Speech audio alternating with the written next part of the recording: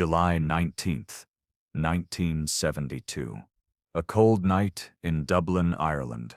Muhammad Ali knocked out Al Lewis in the 11th round, while 2,000 people cheered.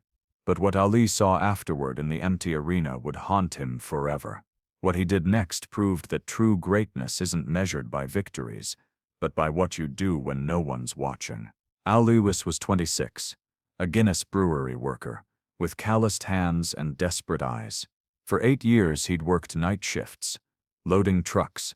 3 months earlier, he'd lost his job when the brewery announced layoffs. Now he was 3 months behind on rent, facing eviction with his wife Kathleen and 2 small children, 6-year-old Molly and 4-year-old Seamus. They owed £141 in back rent to Mrs. O'Sullivan. She'd given them until month's end to pay or get out. Ali stared at those bills every night, watching Kathleen make meals from whatever they could afford. When Mickey O'Brien told Ali that Muhammad Ali's people needed a local opponent for £500, Ali didn't hesitate.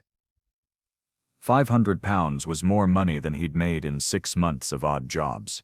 It would save his family from the streets. Kathleen begged him not to fight. She'd seen Ali destroy world-class opponents on television: Joe Frazier, Jerry Quarry. Ali was just a club fighter with a 12-7 record. This wasn't competition. This was sacrifice. £500, Kathleen, Ali said, holding her hands in their kitchen. Both knew the truth. Ali would step into that ring and take whatever punishment Ali delivered, because his family needed that money more than he needed his pride. Fight day arrived with typical Irish rain. Ali came to Dublin to a hero's welcome. The Irish loved his stance against Vietnam, his refusal to compromise his beliefs. They saw something of their own struggle in Ali's defiance. At the press conference, he was vintage Ali, charming, confident, predicting victory while praising Lewis as a tough Irish fighter. But at 30, Ali was no longer the young lion who'd shocked the world.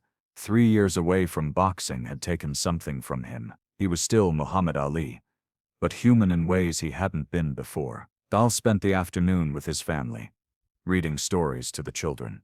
When Molly asked if he'd beat the famous man, he knelt down and looked into her green eyes. "I'm going to try my best, sweetheart," he said, his voice thick with emotion. "Daddy's going to try his very best for you and Seamus and Mama." The Emerald Boxing Club was packed that night.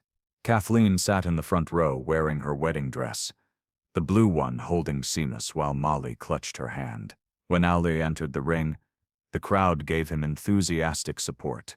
He was their local boy against the most famous athlete in the world. He found Kathleen's face and gave her a small wave. She knew what this fight really was: a desperate father's last attempt to save his family. Ali's entrance was pure electricity. The crowd erupted as he danced down the aisle, shadowboxing. But when he stepped through the ropes, his demeanor changed. He looked across at Al Lewis and saw something the cheering crowd couldn't: a man terrified but determined, desperate but dignified. When they touched gloves, Ali looked into Lewis's eyes and saw complete understanding of what was about to happen. "Good luck," Ali said quietly. "Thank you, champ," Lewis replied. "I'll try to make it interesting." The fight wasn't competitive. Ali was faster, stronger, more skilled in every way. But Al Lewis came to fight, not just survive. He pressed forward constantly, throwing punches with desperate determination, trying to land something that might change his family's future. Ali could have ended it in the first round, but something about Lewis's courage stayed his hand. Instead, he chose to box, to move, letting Lewis chase him while avoiding most of the Irishman's wild swings. Round after round, Lewis kept coming forward. His face swelled from Ali's jabs. His nose bled by the 4th round. His left eye nearly closed by the 7th. But he never stopped pressing forward, never gave his family reason to think he was quitting. From the front row, Kathleen watched every punch, her husband absorbed. By the 9th round, she was crying openly, watching the man she loved take punishment that would have flattened most men. Ali found himself admiring his opponent more each round, This wasn't a boxer trying to win. This was a man fighting for his family's survival. There was something both beautiful and heartbreaking about Lewis's determination. In the 11th round, Ali knew he had to end it. Lewis was taking too much punishment. Ali set it up with a sharp jab, followed by a perfectly timed right cross that landed flush on Lewis's jaw. Lewis crumpled to the canvas. The crowd erupted, but there was sadness for their local hero. The referee began counting. At 7, Lewis tried to get up, his warrior's heart refusing defeat, but his legs wouldn't support him. Technical knockout, 11th round. Ali was gracious, helping Lewis up, embracing him. "You fought like a champion," he whispered. "Your family should be proud." But as celebration continued, something was happening in the crowd that would change everything. The people from Crumlin were filing out quietly, all except one small section near the front, where a young woman sat with 2 children, none moving toward the exit. Kathleen Lewis was crying. Not from disappointment, but desperation. The tears of a woman who'd watched her family's last hope get knocked unconscious. The £500 went to the winner. The loser got nothing but medical bills and 11 days until eviction. "Why are you crying, Mama?" "Daddy was really brave," Molly said. "I know, sweetheart," Kathleen managed. "Daddy was very brave, but bravery doesn't pay rent." Lewis had been braver than any man should have to be, but they were still facing the streets.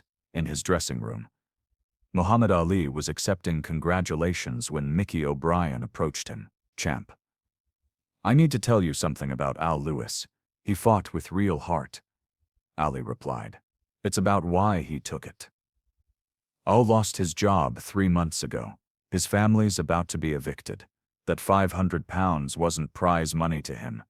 It was survival. Without that money, they'll be on the streets by month's end." Ali's expression changed completely. The joy of victory disappeared, replaced by horror. "You mean he needed to win?" "He needed the money," Mickey confirmed quietly. "And now he's got nothing except medical bills and a family facing homelessness." Muhammad Ali stood in silence, processing this information. He thought about the desperation in Lewis's eyes, the way he'd kept coming forward despite tremendous punishment, the incredible courage it took to step into that ring completely outmatched, driven by love for the people depending on you. "Where is his family?" Ali asked quietly. "Still in the arena, I think." Muhammad Ali walked out of his dressing room, past reporters, past his cornermen. Instead of heading to celebration, he walked back into the nearly empty arena, looking for a woman and 2 children he'd never met but couldn't stop thinking about. He found them still sitting in the 3rd row. Kathleen Lewis was trying to comfort her children while dealing with overwhelming grief. Lewis, cleaned up but still showing effects of the beating, sat with his head in his hands. The family was alone in the vast space, surrounded by empty seats. Muhammad Ali approached quietly. Little Molly saw him first, her eyes widening. "Mama, it's him," she whispered. Kathleen looked up through her tears, saw Muhammad Ali standing there and tried to compose herself. "Mrs. Lewis?" Ali said softly. "I'm Muhammad Ali. I know who you are," she replied, her voice steady, despite the emotion in her eyes. "You fought beautifully tonight." Lewis looked up with confused gratitude. Despite being knocked unconscious, despite losing everything his family needed, he felt no anger toward the man who defeated him. "You caught me good, champ," Ali said, managing a swollen smile. "I never saw that right hand coming." Muhammad Ali sat beside them. "Mr. Lewis, I want you to know something important. I fought champions, contenders, tough guys from all over the world, but I have never fought anyone braver than you were tonight. Brave doesn't pay the bills," Ali replied bitterly. "But thank you. Mickey O'Brien told me about your situation," Ali said, looking at Kathleen. Kathleen's face flushed with embarrassment. "We'll be fine. We'll find work. We'll manage somehow." "I'm sure you will," Ali replied gently. "But I want to tell you something first. Your husband didn't lose tonight. He just didn't win on the scorecards. There's a very important difference. He reached into his jacket and pulled out an envelope. This is the £500 promised to tonight's winner. But I think it should go to tonight's real champion. The man who stepped into that ring completely outmatched, fighting for something far more important than fame. Ali held out the envelope toward Al Lewis, who stared in shock. I can't take your prize money, Ali said, his voice breaking. You earned it. I won a boxing match. Ali corrected firmly. You won something much more important. You showed your children what it means to fight for the people you love. You showed everyone what real courage looks like. That's worth more than any prize money, but it shouldn't cost you your home. Tears were streaming down Kathleen's face now. Different tears. Tears of hope instead of despair. Why would you do this? She asked, her voice breaking. Muhammad Ali looked at her, then at the two children watching with wide eyes, then back at Al Lewis. Because boxing taught me something very important. Ali said quietly. The measure of a man isn't whether he wins or loses. It's what he's willing to sacrifice for the people he loves. Your husband taught me that lesson again tonight. And some lessons are worth £500. Over the next hour, Ali talked with the Lewis family about life, struggle, the difference between being defeated and being destroyed. When they finally parted ways, Ali had given them more than money. He'd given them the knowledge that their struggle had been seen and respected. 3 days later, another package arrived at the Lewis home. Inside was a signed photograph. To the Lewis family, champions in every way that matters, with respect and admiration. Muhammad Ali, also included, was a check for £1,000 with a note about a special Courage Under Fire bonus. The money allowed the Lewis family to not only pay their rent but move to a better neighborhood, found steady work, and later opened a small gym. Kathleen became the teacher she'd always dreamed of being. The story of Muhammad Ali giving his prize money to his defeated opponent spread throughout Dublin, then Ireland, then the world. It became a symbol of true sportsmanship. Years later, when Ali was dealing with Parkinson's disease, Al Lewis would visit whenever the former champion was in Europe. They would sit quietly together, two old fighters who understood that the most important battles are fought outside the ring. The last time they met was in 2014, just 2 years before Ali's death. Lewis brought his teenage grandson to meet the man who had changed his family's life 42 years earlier. This is the man I told you about, he said with pride. The one who taught me that being truly great isn't about being better than other people. It's about being better than you absolutely have to be. Muhammad Ali, his hands trembling from his disease, managed to whisper, Al Lewis, real champion. The fight between Muhammad Ali and Al Lewis lasted 11 rounds and was forgotten by boxing history within a week. But the conversation afterward, in an empty arena in Dublin, created a friendship that lasted a lifetime and established a lesson about grace in victory that continues to inspire people around the world.